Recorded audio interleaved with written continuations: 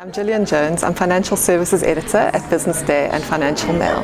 With me I have Thomas Magill, PwC Banking Partner and Head of Capital Markets and Banking. Today PwC has released a survey on retail trends to 2020. Thomas, can you tell me some of the key findings from the banking survey? We talk about retail banking, evolution or revolution, 2020. So we say, in the next 5 to 6 years, how will the traditional banks change? And where are they going to change?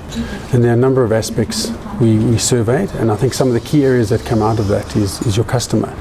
So in order for banks to meet or to survive in the future, I think they need to change the way they interact with their customers. Customers obviously become exceptionally important. So maybe it's no longer the product, but it's more the customer's needs and the customer's preferences.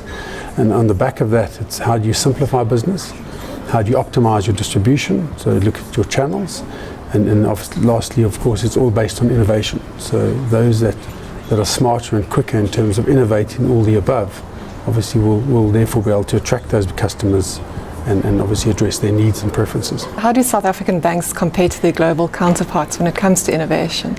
No, I think we all pretty in tune in terms of the rest of the world. I think the survey shows that our banking executives, in terms of the challenges in the future, are on the same page as their global counterparts. I think from an innovation perspective, there are some banks that in the market that in terms of innovation have decided that that's the way to go. I think all the banks are well aware of it, and I think if you look at our survey, you'll see it's one of the challenges in terms of getting to the customer centric, to simplifying our business. You've got to innovate.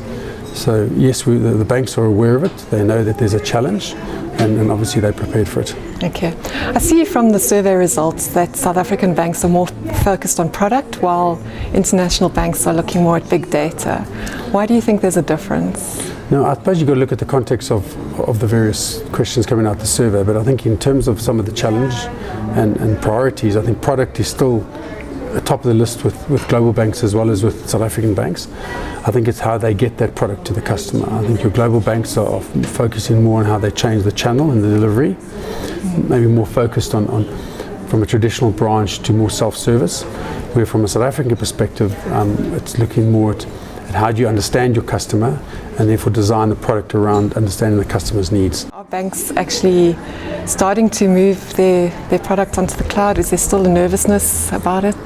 No, I think you're right. In terms of regulatory and privacy, I think there is a nervousness. I think if you look at from a simplification perspective and the complexity and the operating model around costs, I think it is a way of looking to reduce those costs in terms of outsourcing.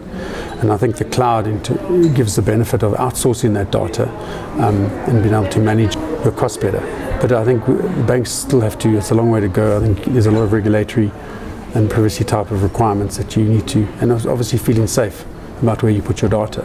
So I don't think we're there yet, but it is an area that people will look at.